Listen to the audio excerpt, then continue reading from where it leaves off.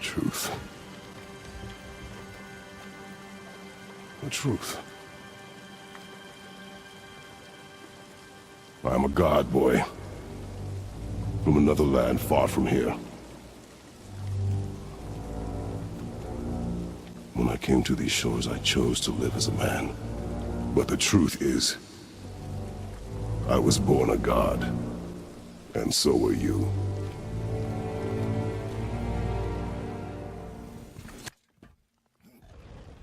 What's going on, everybody? Welcome to the first Style Review brought to you by The Style of Gaming. I'm very excited for you guys to be here as we dive into my first title, but what a title that we have to review today.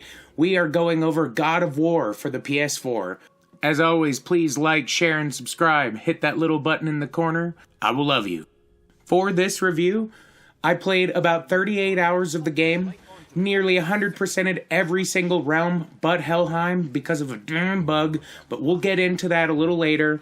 And I am one trophy away from a platinum. That is the same problem because of the bug, but let's go ahead and dive into our quick verdict before we get into the nitty-gritty.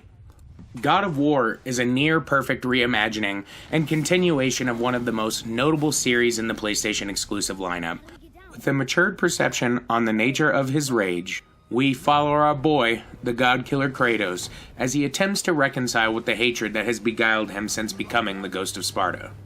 In this iteration, we follow Kratos and his son Atreus on their journey to spread the ashes of Kratos' wife, Faye. The main antagonist and the biggest pain in Kratos' ass is the Stranger, later revealed as Baldur of Asgard.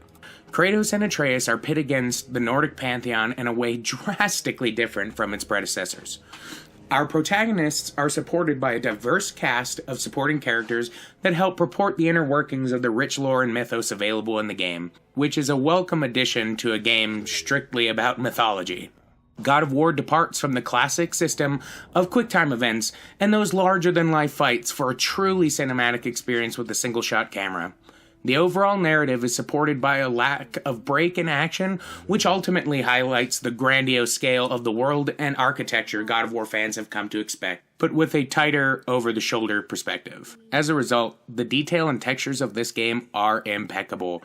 The characters display such an emotional range, and the environment is so lush, it is stunning. This is what I feel is one of the more unique things about the game, because we see such a level of emotion from each character.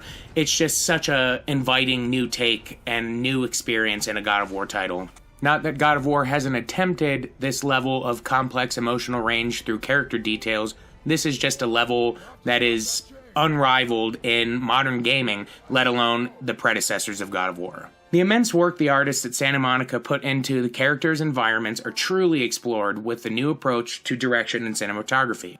Kratos and Atreus' journey is rife with magic and mystery that engulfs the player in an unbelievably evolved narrative and the epic of Kratos, complemented by an unreal display of advanced animation technologies, from breathtaking volumetric lighting, juxtaposed to vibrant and distinct light sources, to incredibly detailed textures and meshes that push the bar for graphical expectation on consoles.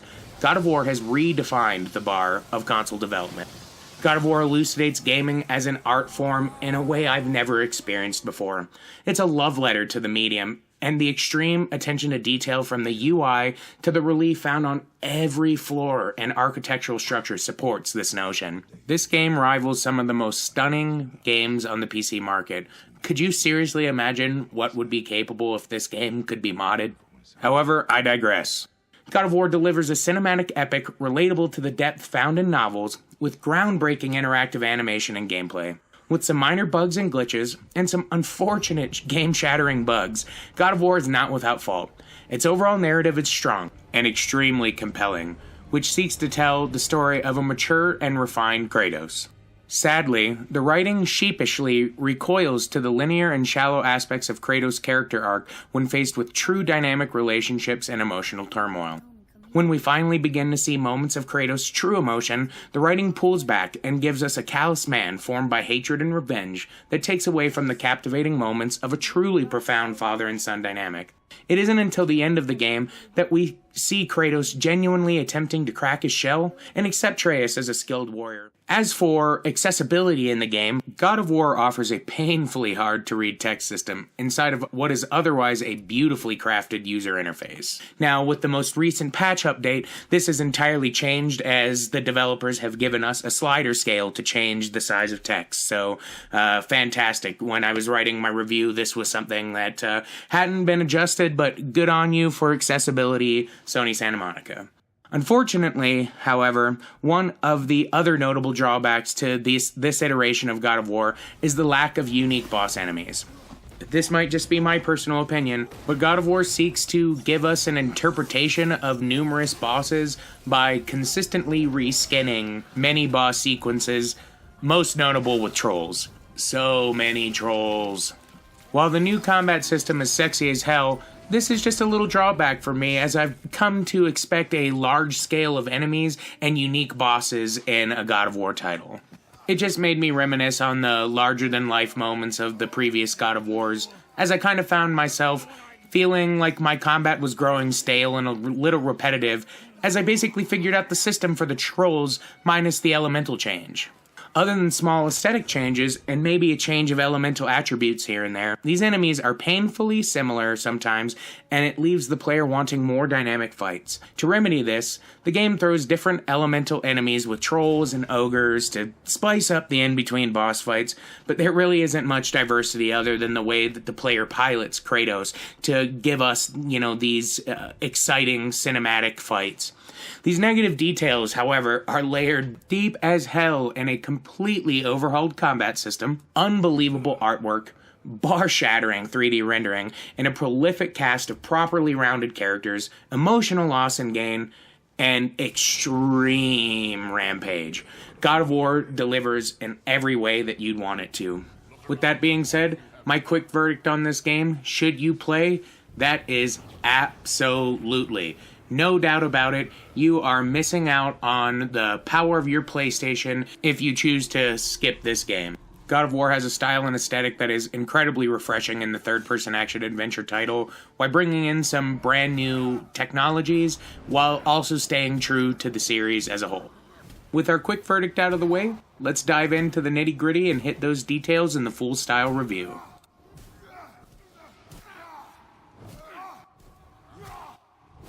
God of War for the PS4 is a monumental landmark for digital interactive art and the entirety of gaming as a medium.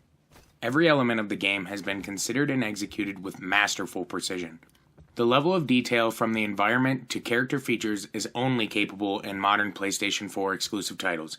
Don't get me wrong, I love all games and all consoles, so I want to make this clear, this is not PS fanboyism.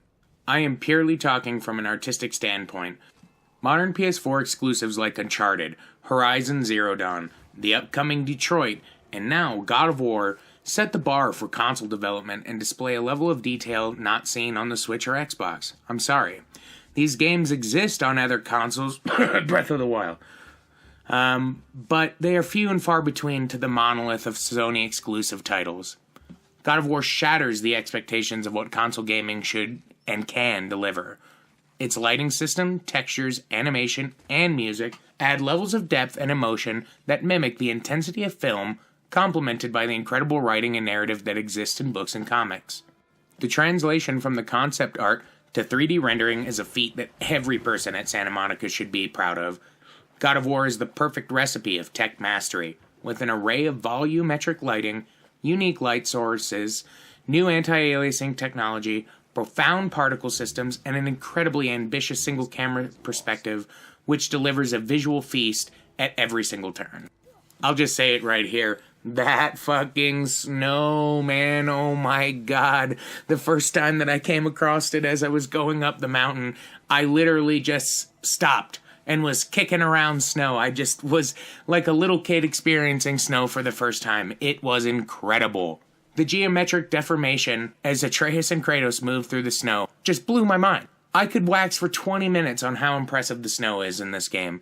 The entire project is a visual spectacle that rivals some of the most gorgeous games on PC. The particle systems in this game are profound. Look at the flame of frost spewed from Kratos' arsenal, or the particle effects of Atreus' bow and his summons. These effects dance in harmony with the other highly rendered environmental particle systems.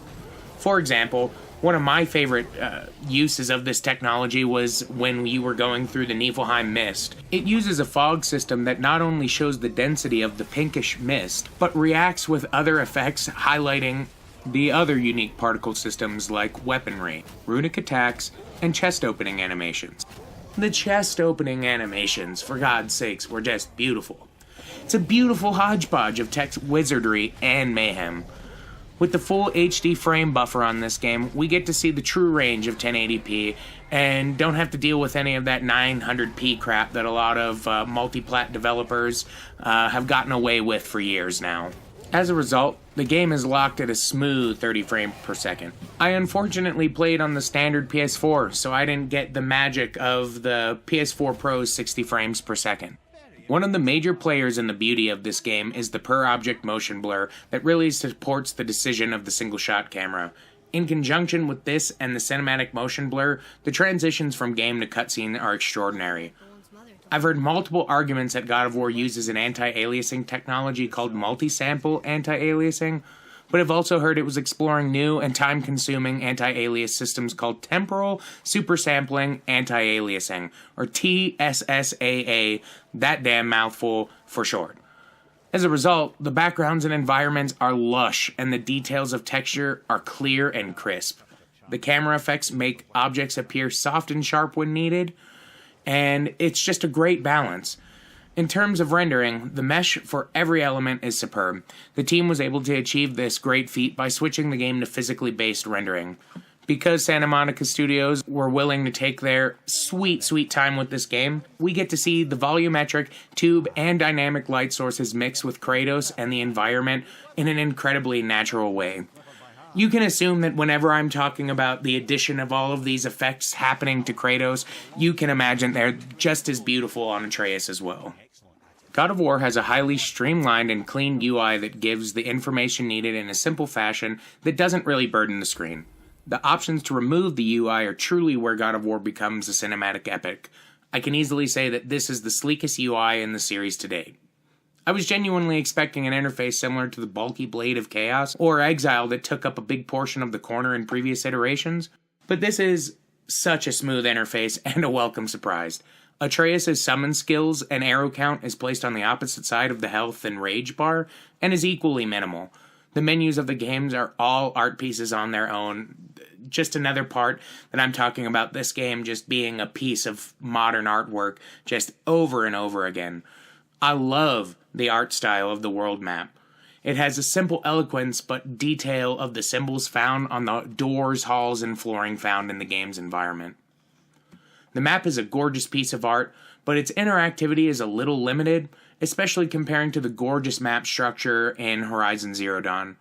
I expected there to be a little bit more depth, but ultimately it's the major difference between an open-world action-adventure title like Horizon and a partially open-world action-adventure delivered in God of War. The codex system is beautiful but problematic from an accessibility view. I'm not going to go into that anymore because this has been updated with the sliding scale for text. Go Santa Monica for accessibility. The upgrades, weapon, and armor system for both Kratos and Atreus are very intuitive, and I like that they have custom icons to go with a lot of the more notable enchantments and talismans and armor pieces. The system provides as little or as much information as you'd like to know about how each of these pieces are changing your overall build of Kratos. I found myself laughing with some of my buddies because I kept saying, oh, well, I've got a level 6 Kratos, or we've got a level 5 Kratos. It was just a really obscure system I didn't find myself ever expecting in a God of War, but it was a welcome introduction to the RPGification of gaming that's happening. It wasn't too much and it wasn't too little. However, I honestly flipped out when I saw the different runic attack slots change in the Leviathan axe as I changed my skills. This is the minute level of detail I'm talking about when analyzing a PlayStation game. It's an entirely aesthetic add-on, but the kind of shit that gets me fucking going. I know it wasn't a big favorite, but if you look at the PlayStation exclusive, The Order 1886, the flooring in the Knight's Hall made my jaw drop. I couldn't stop staring. I seriously spent a good 30 minutes on the floor alone. The details and patterns of the cracks, the damage, the light reflection, it was stunning. And this is no different for God of War. I find myself awestruck by textures and lighting from doorways, halls, things like the floor or the wall that I'm scaling, the beaches, whatever I'm looking at in the game. It's just a feast. I think we can all agree that God of War is just sexy. It is one of the sexiest games that's on the market right now, and I think that it's going to remain as the benchmark in console development for quite some time. That is until we get The Last of Us 2, obviously. Oh my god. I also have extremely high hope for Detroit Become Human coming out May 25th. I'll be playing that and streaming that, so stay tuned if you want to see what that game is all about. But one of my favorite features to God of War, I love the sketching in the bestiary and the added commentary that is provided by Atreus in his writing. It's a level of depth that adds to the interaction and utility of Atreus, while also giving us a small but deeper glimpse into how he actually thinks. These small moments of Atreus interacting with the Nordic world help develop the relationship he and Kratos share as more than just a utility. At least from Atreus' perspective in the way that he views how Kratos interprets their relationship. Taking a look at the backgrounds and environments in God of War, we see a level of beauty and technical definition not seen in many console games. One of the first notable things when we finally begin freely moving in the world in the Lake of Nine is the Jormungandr serpent, or the World Serpent, just existing freely in the background. It is simply gorgeous. God of War's departure from larger-than-life QTE battles from prior iterations, think Poseidon fight from God of War 3 or Aegean the Hecatoncheires from Ascensions, they've shifted into focusing entirely on the monolithic scale and structure and background to provide the colossal scale that God of War fans have come to love. Don't get me wrong. God of War attempts to hone the massive moments of its predecessors, but doesn't quite have the impact that fighting Kronos did, or even come close to fighting the Sisters of Fate. The kill animations, though, in this game, however, are a little toned down, but they definitely do justice to the violence of the series. Some of the animations are brutal. Where we see a departure of the QTEs, we see a very simplistic and stylistic decision to make the fatigue and stun meter implemented by R3 just create a beautiful cinematic that implements those animation technologies. Most specifically, when you're looking at Kratos kill one of the ogres, you get to see that depth of field and, the single object blur that is it's such a beautiful transition between the gameplay and the actual animation that really helps supports that initial concept of the single shot camera. There weren't many Pantheon destruction moments, but I'm not really holding that as a negative point to this game. The original God of War set us up for the destruction of Zeus with the fall of Ares. It didn't really erupt out of the gate and with the intention of the destruction of Olympus, so I'm excited for the build-up. Regardless of its lack of over-the-top, larger-than-life fights, God of War still has an unparalleled ability to display scale and place Kratos in a world filled with colossal ideas and set pieces. In this iteration of God of War, the environment is lush with added secrets that are ripe for finding, which function a little differently than the kind of, pushed off chest here or there from the previous iteration. Well, it still has that, but it gives us a little bit more of a lore and a chance to, unpack the world. One of the major shifts being that you actually find artifacts. There are a series of collectibles in this game. One of my favorite pieces in the whole game are the unique Mythos boards you find while exploring. They are gorgeously crafted in a classical Nordic art style and are just overall incredibly well displayed.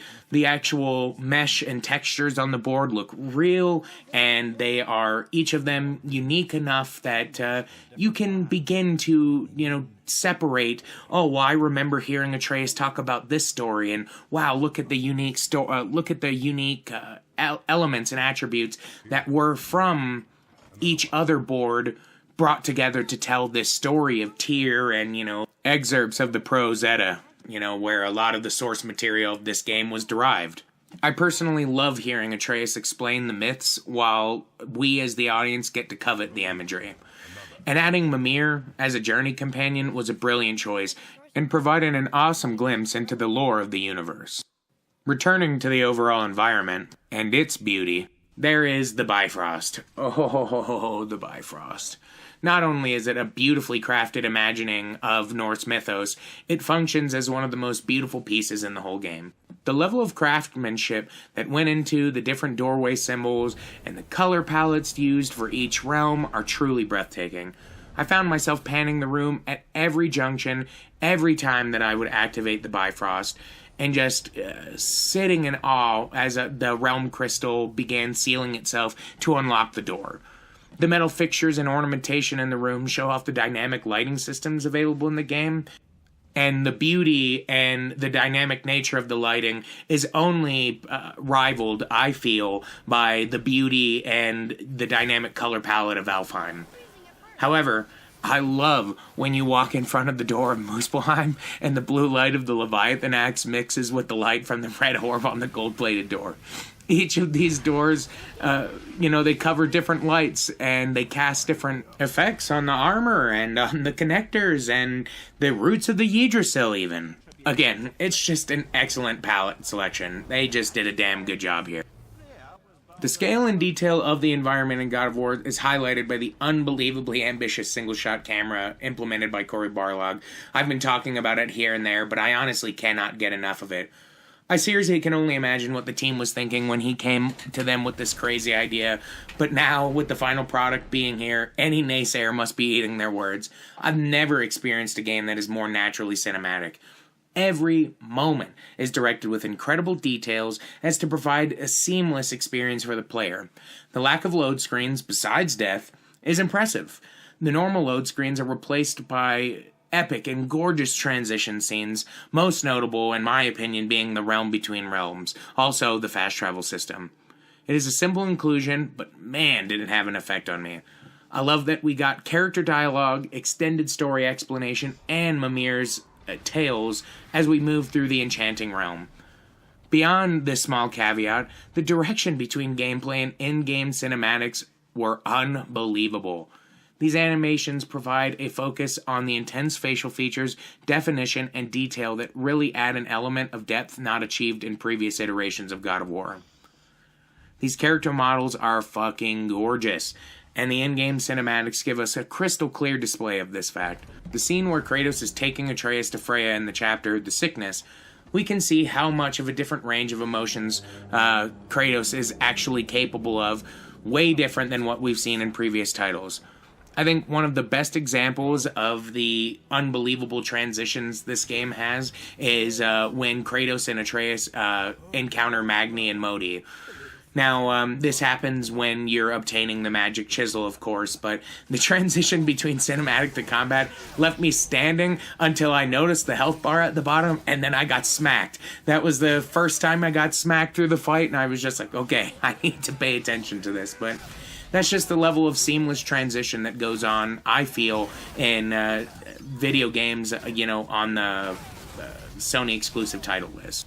One of the most surprising and well-received changes in this iteration of God of War is the interactions of the characters seem truly genuine, and they have a layer of maturity and emotional connectedness we haven't seen in the writing of God of War until now.